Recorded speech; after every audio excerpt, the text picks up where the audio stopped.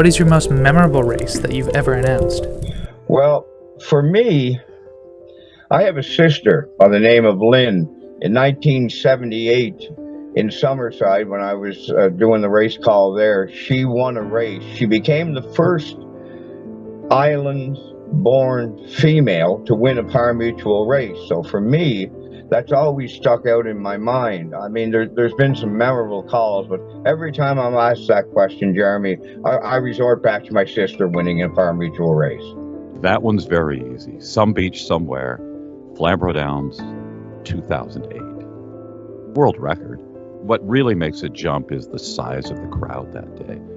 It was astonishing. The first few races of the day, I had to announce louder to get over the crowd noise. That's not something that you get at the track very often, where you have to announce louder so that your voice isn't lost in the roaring of the crowd. They were cheering hard coming for home, and I had to be louder. I wrote a book a few years ago, and I really can't put it to one race. I think I named 4 races in the book that were biggies. I mean, real big.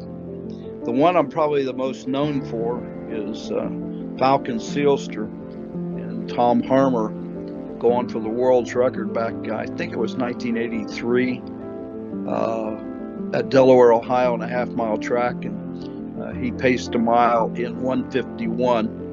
And what made that one such a classic call, and it wasn't planned ahead of time, but with Falcon Sealster being on top by about 15 lengths at the 3/4 pole, I said, if you've never been on your feet, you better stand up now. And he came home in 1:51, and it was a world's record. So that one you can get on YouTube, and that's the one everybody kind of refers to. Then we got Dragon's Lair, Jeff Mallett winning the Breeders' Crown. First year of the Breeders' Crown, 1984. 2-year-old Colt Pace was at the Meadows, where I was working at that time. Taking on the great Annihilator in the Billy Houghton stable. And Dragon's Lair pulled the upset of the year and really got the Breeders' Crowns well on their way. In the first years, they'd have a race at each track. They weren't all at one venue or something. And to have Dragon's Lair beat the leader of the pack, Annihilator, in world record time, 1:54, that was a big race. One of the shocking upsets that I announced was the Great Albatross coming to Delaware with 30 wins or something like that, and he hooked up with a horse by the name of Nansemont, Hervé Fillon, and it was just a great battle, and they came back all the winners. I think there was a field of 3, if I can remember correctly, and Hervé got the victory with Nansemont over Albatross in the Little Brown Jug. Those were kind of the highlights, but the number 1 race, as far as I'm concerned, that I've called was the T-shirt at Wiggle It Jiggle It, 2015. David Miller was driving Lost for Words, and you got Wiggle It Jiggle It in there. Montreal Tig. I had dinner the night before the jug with Montreal and his dad, George Tig, and they didn't think the half-mile track was going to be too much of a problem for Wiggle It Jiggle It, but they were concerned about him in the turns. And when we got to he won his division, of course, and when we got to the final, he went into that first turn and probably took a couple bad steps, and Montreal decided to pull him to the outside and go the overland route. So Wiggle It Jiggle It was hung for at least 3/4 of a mile probably it was 7/8 of a mile on the outside. I lost for words. And he finally, at the half, Wiglet Jiglet stuck his head in front of Lost for Words, and that's the first time he had been on top, but he couldn't clear. And going down the backside, I made the call, this battle has turned into a war! And if you listen to the video and the sound, you'll hear the crowd just went crazy. Once I said it's a war, they broke out yelling as well. And at the top of the lane, with 8 to go, Lost for Words opened up by about 1.25 lengths. It looked like Wiglet Jiglet wasn't going to get there. George Teague even said when he fell behind by 1.25 lengths, he just couldn't watch the finish because he knew Wiglet Jiglet was going to get beat. But somehow, some way, Wiglet Jiglet dug in. Montreal Teague urging him on, and in the very final stride, got up to win it by less than a head. And that race is, as far as I'm concerned, the greatest harness race of all time. Most memorable race for me, I've got 2 of them. You know, back in 2008, May of 2008, a track record performance, Northlands Park. Taj Mahal, he was known as the Alberta Legend. I love that horse. And he was sitting in the 2-hole. And they were going track record speed, turning for home. I mentioned to the driver, being a big fan, over the microphone, he's got horse, move him. And at that moment, J.F. Gagne moved Taj Mahal to the outside, went on, broke the track record of a 150-3. It still stands to this day, of course. Northlands Park no longer racing. Another one for me, my first big race here in London was the 2014 edition of the Molson Pace.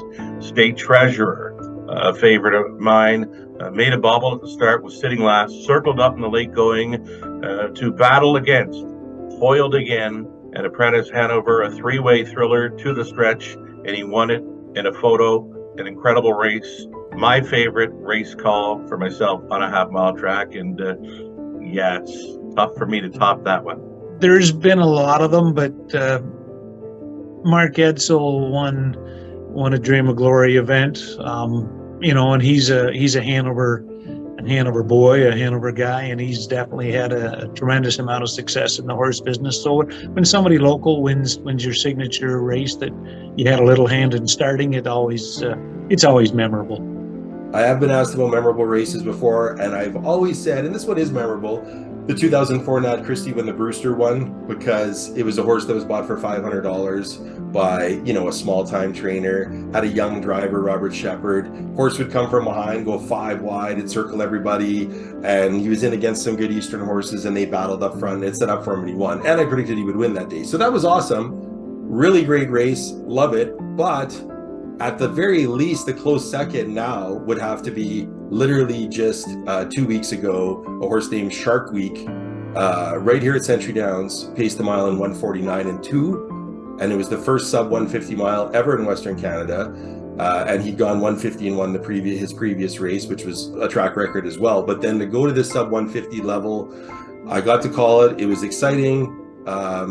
You know, first sub 150 mile I've ever called as well, and the first one ever in Western Canada, and it got some notice, and it was just a phenomenal mile by a phenomenal horse. People, you know, seemed pretty excited by it, even at the track live that day. So that was a great race and a very memorable race to me that I'm sure I'm going to remember for years to come, even though it only happened 2 weeks ago. Gosh, the most memorable race I've ever announced.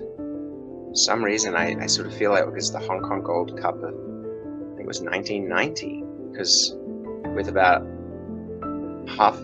let's say the Hong Kong Gold Cup was one of their major races with proven horses.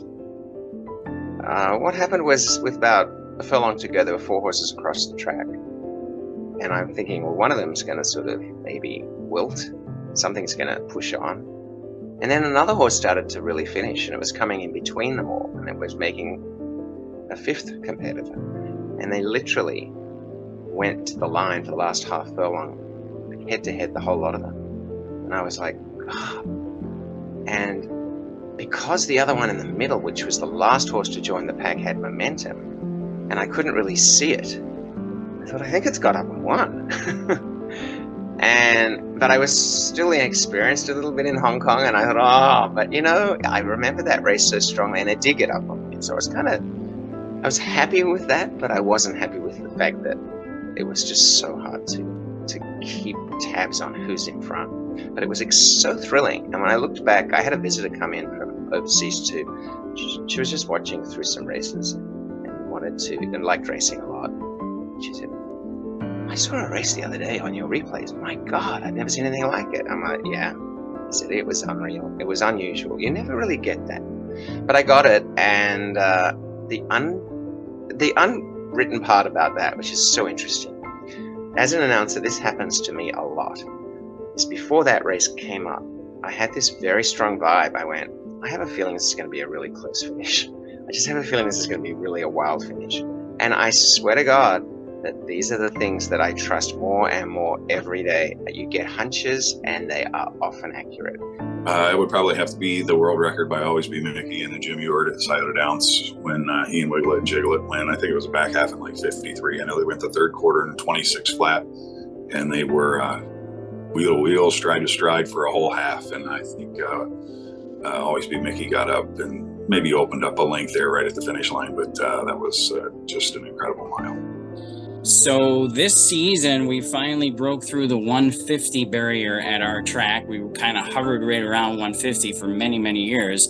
So I'd have to say that was very exciting to finally break through that barrier this summer. It was in our Dan Patch Eliminations, a horse called American Dreamer with Todd Warren in the bike, 149-2. And then the Dan Patch final this summer as well was a very exciting race. It was decided by a photo finish, by a nose, and He's a Wise Sky with Jacob Cutting was the winner over Crooked Smile with Todd Warren. And so that was a very exciting race in the Dan Patch. So I'd say those two probably tied for me right now.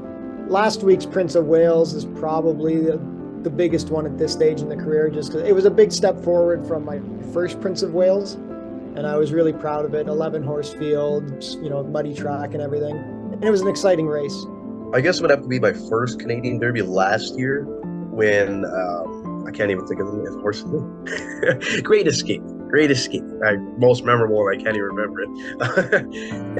Just because, calling a grade 3, clamming races, cheaper races are fun and all. But I mean, when the spotlight is on and everybody's watching, it's just so much more pressure and more eyes on the race, I guess. And yeah, it was great. Even this last year's Canadian Derby too, just a few weeks ago. You know what? If you had asked me this question a month ago, I probably would have had a hard time coming up with an answer. 2 moments in my first year stick out to me. One, very, very serious and very scary. One, I think kind of humorous. The first one we'll get out of the way, the serious one. I think it was about my 3rd or 4th week calling racing. And the horses were coming around the clubhouse turn into the home stretch. The lead horse, all of a sudden, the sulky just broke in 2 pieces underneath the jockey, and he went down like a ton of bricks with the entire field trailing right behind him very closely. And he went into a duck and roll kind of thing with all the other horses passing by. Thank God the only thing that happened was he had a little bit of a separated shoulder when one of the horses hit him. But other than that, it was scary. It could have been so much more worse. And to see that live, see an accident like that in person, especially when you're just covering racing for the first time, was just a moment I'll never forget, to be honest with you. I didn't know what to do, and I just, for a couple of seconds, went completely stunned in silence because I didn't know what to say, and then instinct kicked in, and I went from there. The other moment actually occurred just recently. For whatever reason, it was the 9th race, the last race of the day, and the horses were coming down the stretch to line up behind the starter's gate. And so I was just getting ready to do my final call to the post, reintroduce the horses from the inside out from the rail. And all of a sudden, out of nowhere, just absolutely out of nowhere, I had to go to the bathroom. It just hit me like a ton of bricks that I had to go take a pee. And it was just like, what do I do? What do I do? So I called the race. But to put it in plain language, I was doing the pee-pee dance through the entire race. It was just like trying to hold back the ocean with a broom. And I called the entire race, and I was just bouncing around from one leg to the other leg and did my best to try and, it's probably the most excited I'd ever sound calling a race, only because I wanted that 2 minutes to get out of the way so fast that it just couldn't go fast enough for me. And so, like I said, that's something that'll always stick with me as well. I'd have to say, when I announced Atlanta for the first time, when I was at Tioga Downs, actually, and then later that year at Vernon. Now, I wasn't at Vernon then, but she broke the track record, 153, which still stands. There was a horse, and I can't think of the name of it, earlier this year that actually tied that at 153. But I had heard about her, and then when they said there's only win betting, and I was like, she must be pretty special, and she was. And I did get to call a world record too when I was at Tioga. I used to always know that horse. Now I can't think of that horse when I want to. But so those are probably the two memorable. Well, you know, there's probably a lot of races that I've called that are memorable, but there's nothing like the first time that you call a race. I was training with the legendary Michael Rona for a week when our track opened, and one day he handed it off to me and said, "It's your time. You need to do your first race." And I was super nervous about it, but I will never forget the first time I got to call a race. It was a thoroughbred race. It was a blast. So our all-time track record holder here is Southwind Amazon. He, of course, now is moved into the, what is he? He's second in, I believe he's second or tied for second, can't remember now, for all-time wins. You can edit that for me. But yeah, he's on the list of the top three all-time winningest standardbreds of all time. With Rambling Willie and Niffit, and so he was here back last year when he first started racing here when I was announcing, and he was facing Lying and Cash, who ended up being the 2022 aged pacer of the year here in Michigan, and they did battle, and Southwind Amazon, he won the race, and I thought he might beat the track record. Like, it got to the point where they hit 3/4 in record time, and I thought maybe he could get the record, and he ended up, I think, 52-3 was his race for that night, and so he just missed his own record. I think the record could be broken. Unfortunately, we're running out of days, so I don't know that with the weather getting colder that it's going to happen, but that was probably the most exciting race for me to announce, just to be able to get close to announcing a track that is 79 years old and has a track record that's been standing for years. By the same horse, you know. It was pretty cool for me. Yeah, it's gonna be the Battle of Lake Erie this year. That was my first big race. I had the Excelsior finals at Saratoga last year, which was pretty cool. There's a horse that's in the Hamiltonian potentially down the road that I called his first start at Saratoga from a Sire Stakes race, so that was pretty cool. But definitely the Battle of Lake Erie, like the whole day, and you know, we did the bios for the horses, so I had everything kind of prepared of what could happen, and then it was complete chaos after that because the favorite breaks in the first turn, and we had a horse that didn't make the gate, and so you get all prepared, and then all of a sudden it's like, this is why it's horse racing, because anything can happen, and you know, you just got to go with what you see. 100% the most memorable race I ever announced was the first Pegasus World Cup. It would have been 2017. Arrogate against California Chrome. It was my first really big opportunity to prove that I belonged at the upper echelon on the thoroughbred side, and it was kind of a career-defining moment for me, and I was very, very emotional after the race, and for sure that's the most memorable race call that I've ever had to this day. I've got a couple. One was, probably my favorite was once Murray Slough from Century Downs let me call a race out there when I was visiting. And it just happened that my good friend Chris Brown, who's from Manitoba, he was out there racing, and I don't think he had ever really won before that. So he let me call that race, and it was just wild. Like, it was the first time I was really kind of in a real track, not the fair track. Like, I did a little bit at Marquee Downs in Saskatoon one weekend, but this is the first time I'm in a real track. I'm in a real announcer's booth. I'm talking to Murray, you know, I was just talking to their broadcast team, and it was like a real deal, right? The real crowd. and it was just so wild. And I guess it's technically 11/16th track, but it's not a half mile no more. It's all these different dimensions. I wasn't even 100% sure where they officially started. It was all wild. It was like an 8 to 9 horse field, which I'm not used to. And my buddy ends up having the lead down the stretch, and I'm like, oh my God, like this, it couldn't have been set up any better. The Manitoba driver wins with the Manitoba announcer, and it's just a crazy feeling. And I remember too, him coming down the stretch, I didn't put him in my pick 5. I didn't put him in my pick 5. In hindsight, I should have, but he had like the 30-1 shot, and I was like, there's no way. And I just remember him crossing the line. I go, boom, Chris Brown just blew up all your pick 5s, because that's all I was thinking about the whole time, was how my pick 5 was destroyed. And I texted him or actually I saw him. I was like, man, glad you won, but you could have did it another race, right? And it wasn't in the pick 5. But that's probably my number 1 all time. But I'll just give you another one, Manitoba one too, is there's this horse by the name of Electric Amadeus, and she just had the worst braking problems ever. And in her first race, she broke early, but she still managed to get second. Like, she came back from like 20 lengths back and got second. The next race, she does it again. She breaks twice, and she ends up winning, but has to qualify because she broke so many times.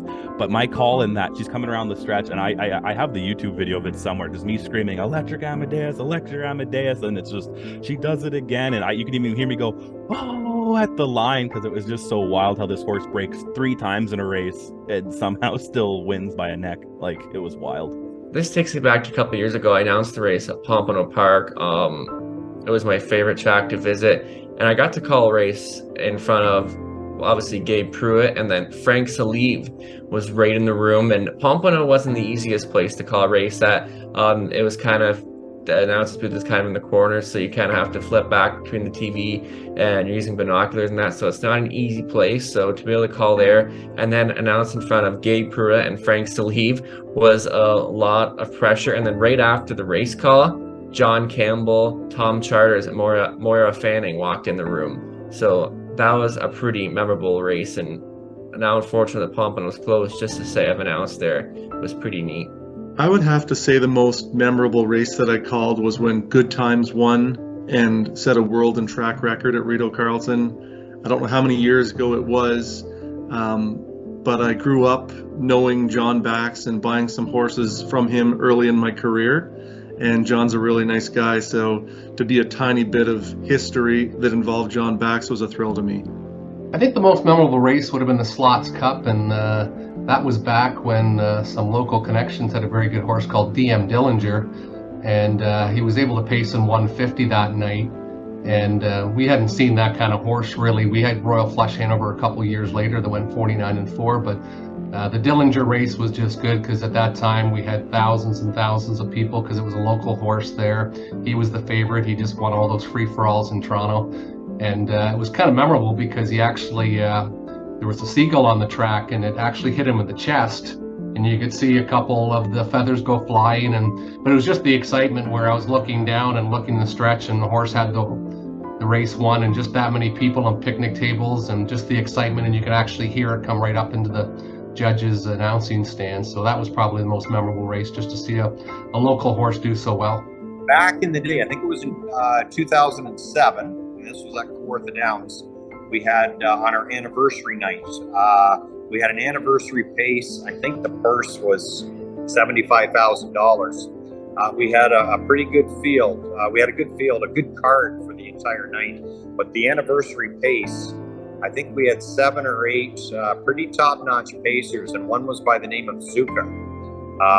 Mario Bayarjan was the driver, and Zuka set a world record pace on a 5/8 track for a free-legged pacer at the time. I believe at Kawartha it was 149-3, and I believe Zuka, if I remember right, came from off the pace, and Mario, pretty cagey veteran in the bike, steered Zuka to victory and stopped the clock at I believe it was 149-3.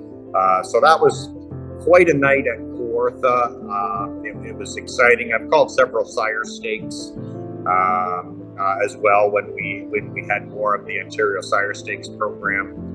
But I would say Zuka winning our anniversary pace, and at the time a world record on a 5/8 track was probably a highlight. Well, it's the dead heat. The most memorable race is, I've announced, a horse that wasn't my own was Some Beach Somewhere winning the North America Cup.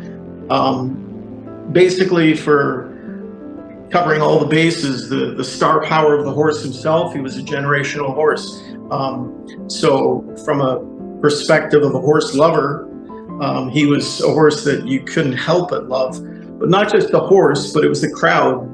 The crowd was bigger than any other event I've ever had the chance to call, and they were really into it because they were there for enjoying the same supernatural horse that, you know, I was enjoying calling. They were there enjoying watching and cheering on, and that was it. The ovation was thunderous, and yeah, just the event was one of a kind. So I'll always remember that experience, and every once in a while I'll go back and watch it on YouTube just to relive it, just to enjoy, you know, hearing that crowd and enjoying the sensational horse that he was. And from a personal perspective, Bob Loblaw winning the Super Final for me was really cool because it was a fun race. He was my horse of a lifetime, and yeah, it was phenomenal for me. I always answer that with all of the Hambletonians, the 24 Hambletonians, and maybe the well, not this past year tactical approach, but a cool Papa Bell, you know, the longest shot in Hambletonian history. That was when I listened to that, I'm comfortable listening to it, and I'm happy with the result, and the ownership. We're very appreciative. But I guess it's got to be the Bulldog Hanover, the 45 and 4. I got a nice plaque from, I'm actually looking at it right now, from Jack Darling and his staff, commending me for that, the stretch calls of that, and of course his final start in the, at the time it's the TVG, now it's the FanDuel Finals, his final career start, and I got a nice framed piece with a horseshoe from his last start that they took off the horse. So yeah, those are, I mean, there've been so many great ones, and they don't necessarily have to be stakes races or Hambletonians or Meadowlands paces. And I'm always optimistic that the best race, or the best race call, is still out there. It's still yet to be had. I would say the most memorable race for me was my first Molson pace here at the Raceway. It was very exciting. I was coming in to a new role at the time, and we were trying to put on a signature race that you know, we knew would attract the best horses in North America at the time. So to get to call some of the very best, including the likes of the Great Foiled again, was a big thrill to be able to do it here on our biggest stage locally at the time. I would say it was probably you know, the biggest race, but I've been fortunate enough to call a few big ones. One that sticks out, if I'm going back a number of years, I guess it would be around 1998 now, during my time at Flamboro, had the chance to call Odie's Fame, who at the time set a Canadian record on a half-mile track, the great Odie's Fame. So it was a big thrill to call a race of hers, and for her to set a Canadian record, that was quite a thrill. Had a chance to call a world record during my time at Freehold. It was a surprise. It was a filly by the name of Scootalot, and you know, she wasn't a household name in terms of Grand Circuit stakes, but on that day she came up with a huge effort and set a then world record. So that was a big thrill as well. The most memorable race that I have ever announced, the first one that comes to my mind in the thoroughbred business, is a horse named Whitmore, who in 2020 won the Breeders' Cup Sprint at Keeneland. He was, oh my, he had to be 6, 7, 8 years old, something like that. And I was surprised he was in the race. I don't think he had won much that year, and I thought his better days were behind him. And I'm always kind of partial to an older athlete, probably because of my age, being in my mid-50s. I especially appreciate, whether it's a human or an animal, an older individual that can still go out there and get the job done. And I just remember when Whitmore made his run, here he came bursting through a wall of horses in the stretch that day in the Breeders' Cup Sprint. And it's one of the few times in my life I just started calling the horse's name and repeating it over and over. Here comes Whitmore, here comes Whitmore, here comes Whitmore. It was a genuine response of surprise and enthusiasm for this senior citizen horse, you might say, who proved me wrong and proved a lot of critics wrong and showed that he did still have what it took. So that one always comes to mind. I think that American Pharoah, having had the chance to do the track call and the radio call for his final career start, that was certainly a privilege. I remember that race thinking, okay, I think we all know what's going to happen here. Barring an unforeseen circumstance, he's going to win. It's just a question of how big the margin's going to be. And that race is memorable to me because I remember thinking, everybody knows this is a great horse. He's already won the Triple Crown. Everyone knows he's exceptional. They don't really need me to tell them that. I hate cliches. And I did not want to fall back on the standard cliches, and I knew that would happen. It's one of the few times I've ever sat down and scripted a call. And the reason I did that, my viewpoint on American Pharoah was, we all know what's going to happen here. How do we give this horse a fitting farewell? How do we say goodbye, knowing this is the last time we will see him on the racetrack? So that was really why, if you go back and listen to that call, when he got inside the final 8th mile, I pretty much suspended what would be a traditional race call and just essentially paid tribute to the horse in those final strides. If you're going to ask me about my most memorable harness race, I will say this, probably the most memorable harness race for me was in August of 2022.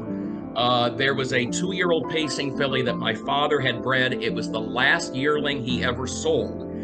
He had since passed away, and this was at the DuQuoin State Fairgrounds, which for many years was home of the Hambletonian. And my dad and I spent a lot of years together in the announcer's booth at DuQuoin. And this filly, her name is My Daddy's Revenge, and she won a race that day. It was a big race as Illinois-bred, standard-bred racing goes. I think the purse was $25,000. I've called races for as much as a $6 million purse. I've been very fortunate. But that race, for that purse on that day, with my dad having been gone not even a year, it meant so much to me to call that filly winning that stake race at that track at DuQuoin where my dad and I had spent so many days together. Probably that is the number 1 race most memorable for me from either breed. I've been pretty lucky as of late to call some pretty big races at Woodbine Mohawk Park. Unfortunate circumstances for why that opportunity has presented itself. But of course, it is pretty neat to be able to say that you're calling races that are going for really big money and have big prestige. Races like the Canadian Pacing Derby or the Maple Leaf Trot. There's a lot of big ones throughout the whole month of September as well. But probably for me, my most memorable race that I've called would be Foiled Again's last victory. He was on his retirement tour at the age of 14, and he came to Woodbine Mohawk Park in December. It was near Christmas time, and it was the second last start of his career. And I just happened to be scheduled in to fill in that night. It wasn't really anything that was supposed to be out of the ordinary for a Saturday night in December, but sure enough, I had the fortune to call that race, and he got the victory. It ended up being the last win of his career, and there's a horse that kind of spanned multiple generations. He raced till he was 14 years old. You go all the way back to, when he was just kind of debuting at the kind of the stakes level. I wouldn't have been very old. I was still just a teenager, if that. I might have been 14, 15 years old maybe. So that's a horse that, especially as my fandom continued to grow, I saw him all the time. And then to have the chance to call his last win, that was pretty cool. My goodness. I would have to say probably Foiled Again's 100th win. That was at Hazel Park, and that was really special because, here's a horse that, pretty much made all his money the old-fashioned way, made it through invitationals and opens, and just a tough, gritty horse that, managed to keep his form for so many years, and now dealing with in the day and age where you see these superstars retire at lot of times at 3, and then you have a horse like Foiled Again, who, went all the way to the age that he did. It was really, really something special. It was a big moment for me to be able to call his 100th win. But, every race that I've called has its own special memory in a way, because, little do you know it, whether it's, a level 1 condition event, whether it's a lower price claimer, whether it's an upper stakes race, you got to keep in mind that every race means something to somebody. And, so honestly, every race I call has, a little bit of something there, but Foiled Again's 100th win stands out. For weirdness, it was, I think, the first day, and this is on YouTube, it was the first card maybe I ever called in my life. And this was at Quad City Downs, a 5/8 oval. So at the quarter, which is entering the stretch the first time, the horse fell down, and the horse and driver were fine. But the ambulance came onto the track and was in front of the horse that was down, and then racetrack personnel were with the horse. They were holding his head down to get the equipment off. But the field still had another time to go around. And when they turned for home, we've got the outrider. And again, this was opening night, and she's waving the field to go this way. And everybody but a young gentleman whose name I will omit did not go to the right. And he kept going straight. Well, the only problem was there was an ambulance there. And so and the horse is okay too. And he hit the ambulance, and people went scattering. And I just remember I said, as those pacers turn for, my speed kept going down because I could see it home. And here comes this gentleman running around. It was actually quite funny in hindsight, but not at the time. So as for weird calls, that would be it. A horse running into an ambulance, and that's on YouTube. For special calls, there's a taser gun raced at Balmoral on their Super Night card. And Balmoral's a racetrack in the south suburbs of Chicago that unfortunately isn't racing anymore. And he was a tremendous fan favorite, and he always went to the lead. He was known for his gate speed. Well, on this particular card, he didn't go to the lead. He was raced from behind, and he was like 5th over. And it was if you go to YouTube and you Google Taser Gun Balmoral Park, I think you'll find it. And he's like 5th over, and he angles out to the outside, and I caught him as he started to make his brush. And I was looking for him anyway, and I go, and on the far outside, here comes Taser Gun, and you can hear the crowd erupt. And I love that call because A, it's Taser Gun, and B, he won, and everybody loved him. Andy Miller was his regular driver, and then the crowd just, they picked up off of my call, and as an announcer, that's a great thing because they're listening, and then the fondness for the horse. So that'd probably be one of my favorite calls, is the Taser Gun. I think it was 2004 at Balmoral. One of my favorite race calls would be the race at Balmoral in 2004 with a horse named Quick Pulse Mindale and Tony Morgan. Yeah, he brushed the lead in the final turn, and when they turned for home, I looked over at the timer, and the 3/4 was 1:19. And, it was mind-boggling fractions. And I was very genuine in my shock because I go 3/4, unbelievable, 1:19 flat. And the track record is in serious jeopardy.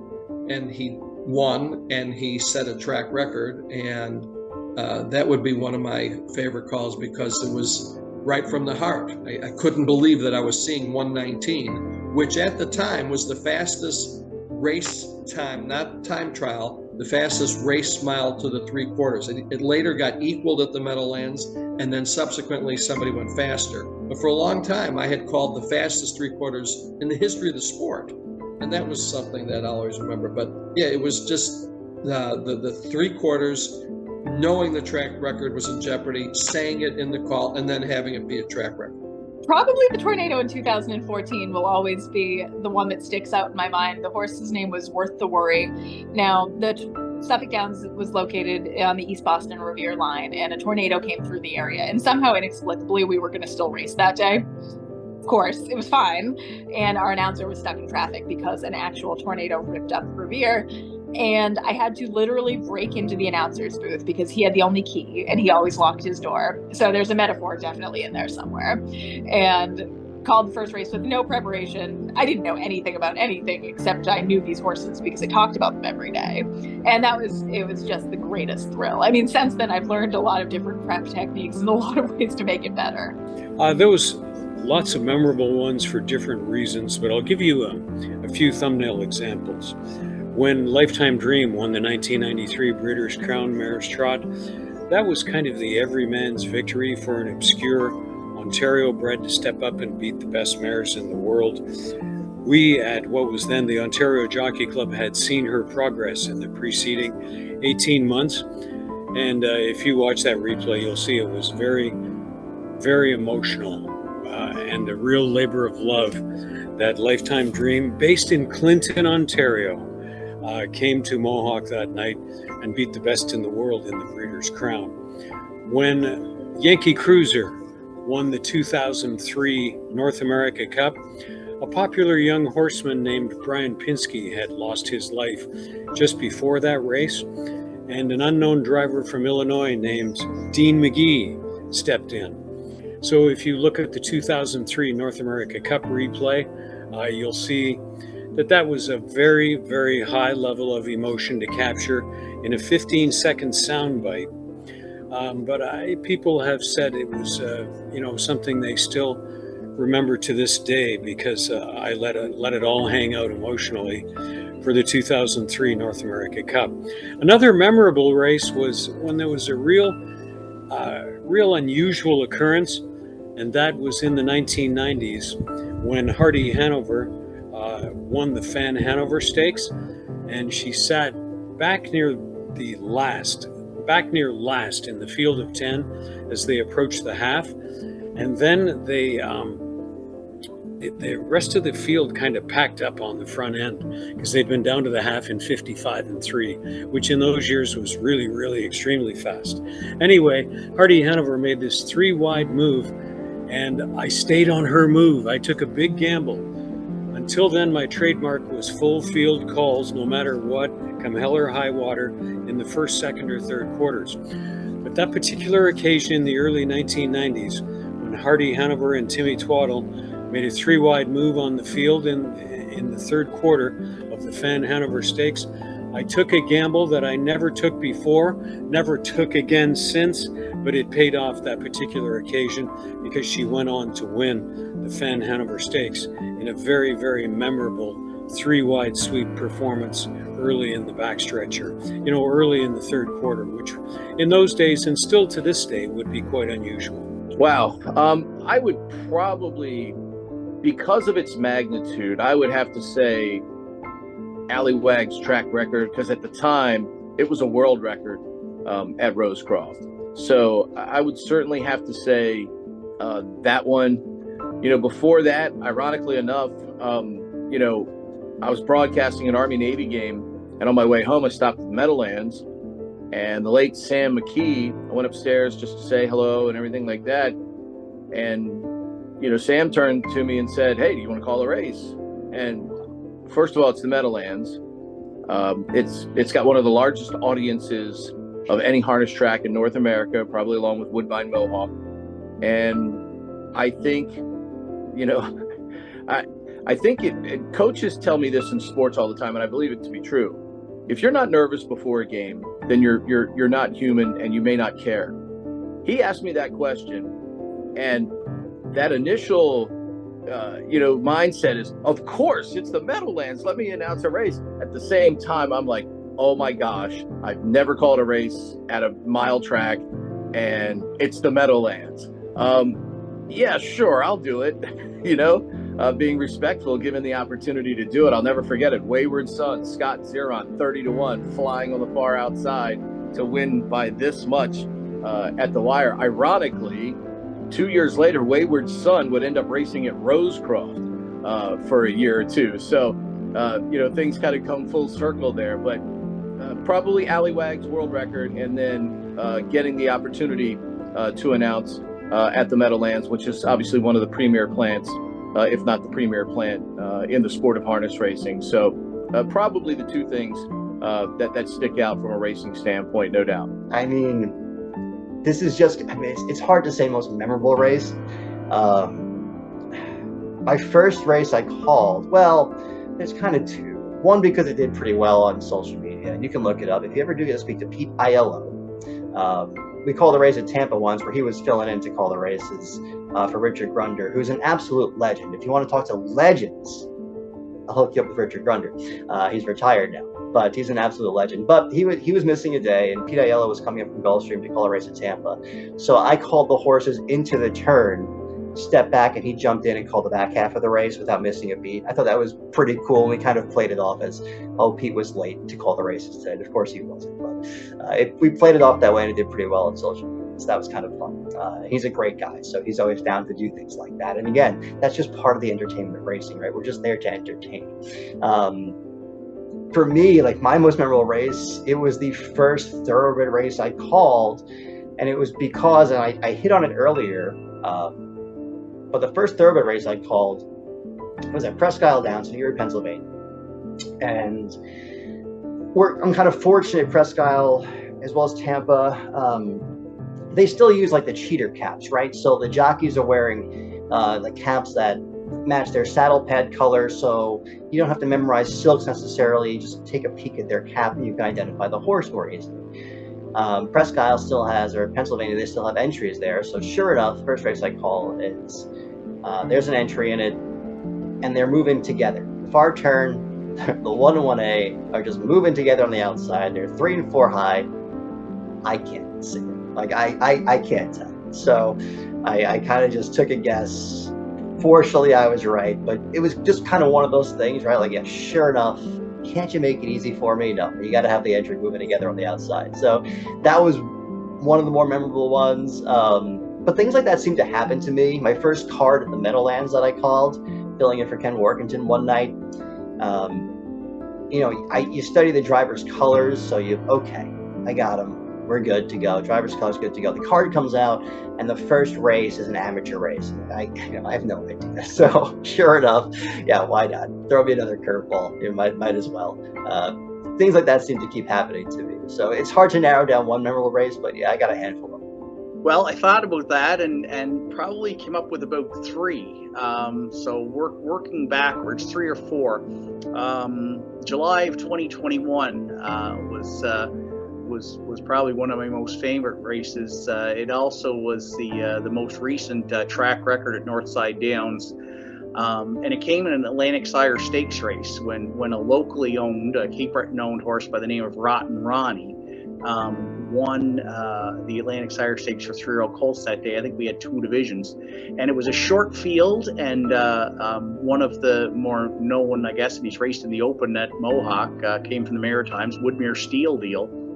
You know, really had taken Atlantic Canada by storm in his 2- and 3-year-old seasons, and it came in as kind of a, you know, an overwhelming favorite. And here's the Cape Breton connection of Inverness owned and Redmond Doucette driving, and a whole bunch of people down from Inverness to watch the race. But with a short field on a half-mile track, you know, you don't normally expect a lot of speed.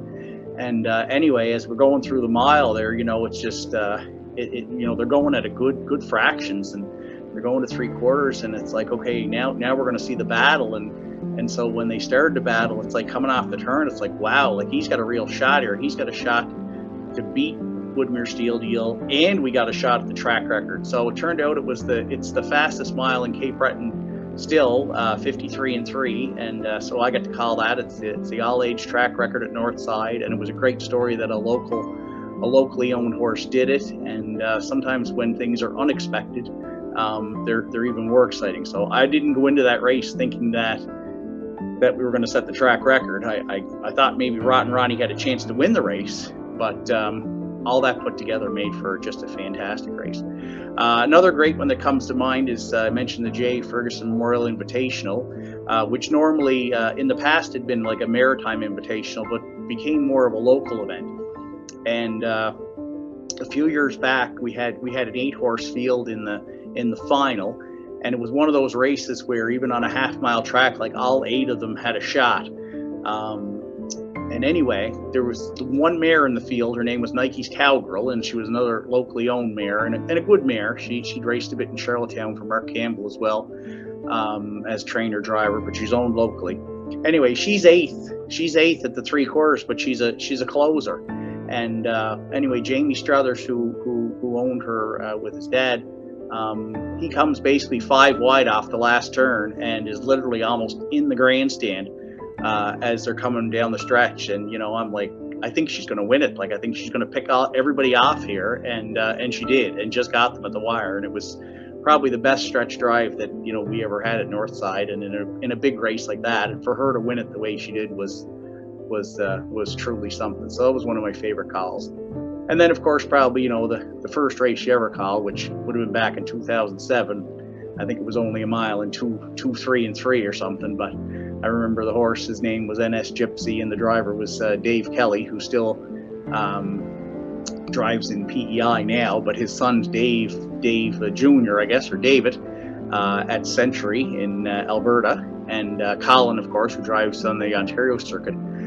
Both got their start at Northside, and both gone on to do very well. And so Dave, anyway, their dad was driving back then, and that was in June 2007. So there's been a lot of great races. Also getting to call the first sub 2-minute trot mile in Cape Breton in a stakes event. That was another kind of a thrill, because we had never broke that barrier on the trot side in Cape Breton before, and that happened a few years back too. So that was another really nice thing to be able to say I did. Oh man, been quite a few of them. Probably the most recent one I would say would be last year's Cane, where I was actually called the fastest mile ever here in Western New York. They went 150 and 2 that night. Linda Toscano had a horse that she brought here, and he was 12 to 1. He didn't look like maybe he would just get a check in there, and he got a perfect drive from Joe Bongiorno, and he came up the passing lane, and he won it in track record time, and that was pretty memorable. And recently, I don't know, there's been a lot of I don't know where to really pick one here or there. Another race that kind of bounces off the page speed-wise would be, other than the race I called the Batavia last summer that I just mentioned, the fastest race prior to that, I was filling at Northfield Park for Ayers Ratliff, and it was on a Friday night. They had me go down there Friday or Saturday. Maybe it was a Saturday. I don't know. So whenever. Well, they had the Philly Mare Open Handicap, and it was the first race of the night. They had their feature in the first race. Well, Dan Charlino had this one mare for Ron Burkin. They went out there and they were tearing it up. They went like 25-52 and changed the half, and 120. And the week prior, they had just set a world record at Northfield Park for open mares. They went like 150 flat. And this mare, she ran out of gas coming home, but she still went 150. Wow. I remember Ayers texted me, he goes, "Hey, I heard you had a barn burner of a Philly Mare Open." I said, "Yeah, they almost set a world record. If they would have came home 29 and change, they would have blown away the record." That was crazy. Yeah, that was exciting for being a track that was not mine. I did have the pleasure of announcing my own horse. This is going to sound like a very selfish answer, but my own horse winning a $175,000 stakes race. So that was pretty cool that I raised and bred. So that's probably the one that I remember most, just because of the check that followed, and it was a pretty cool moment, cool time. But as far as big races and whatnot, there was a lot of hype last year when Bulldog Hanover came to town. He unfortunately got beat, so I felt like Tom Durkin, maybe in all those Triple Crown horses that got collared late. So that was a little unfortunate the way it worked out. This year we had the two-year-old trotters that the world was talking about, which was TCI and Carl, and it was just probably the race of the year. So it was really exciting and fun. And I do, after all these years, kind of see myself as a connoisseur of the finish angle at the Red Mile, which is not completely. It's a little deceiving on camera.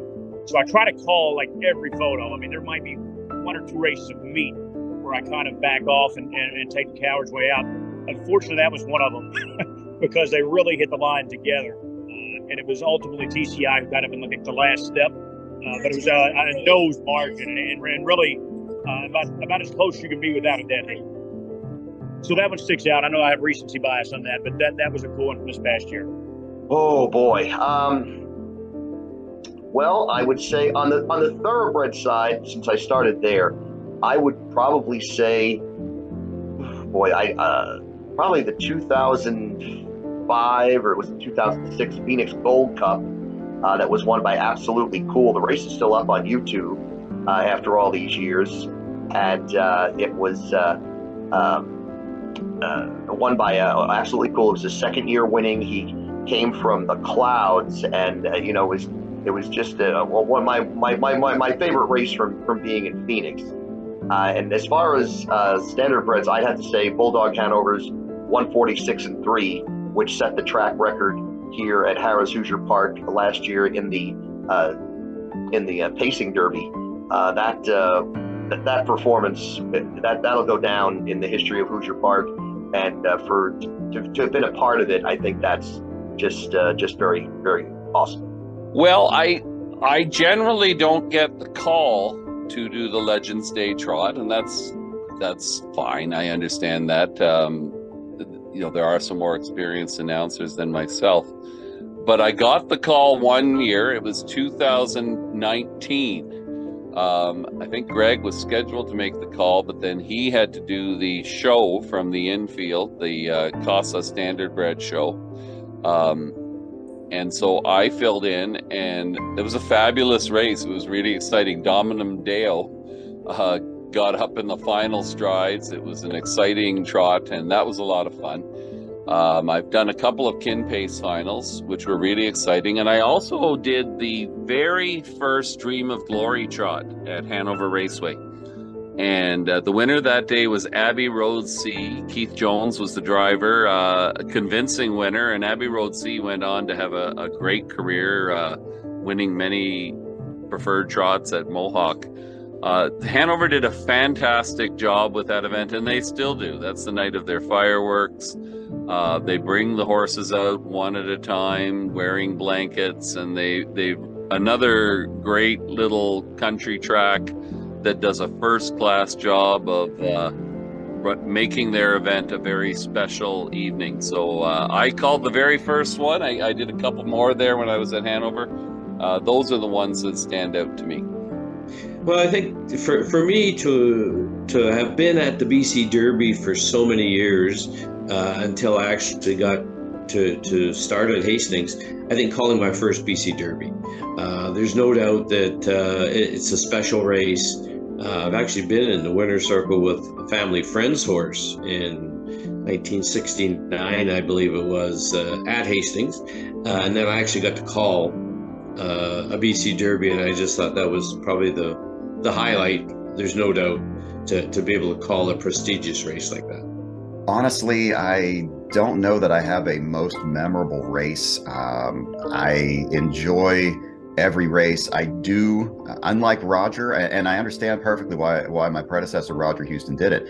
He called every race like it was the Adios or the Little Brown Jock. He continues to do that, and his theory is right. He said that because for some owner in that race, it is their Adios. It is there, and I've been a horse owner myself for decades, and so I understand that.